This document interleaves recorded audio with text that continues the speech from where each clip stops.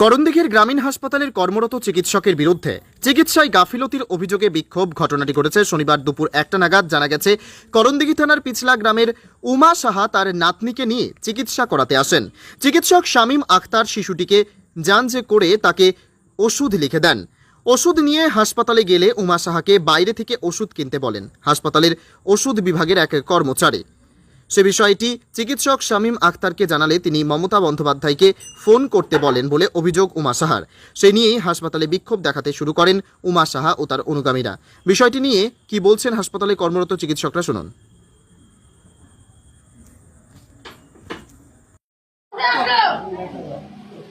আমি এটা বুঝতে পারছি না, তাহলে বাচ্চারা যে মরে যাওয়ার দায়িত্ব নিতে পারবেন?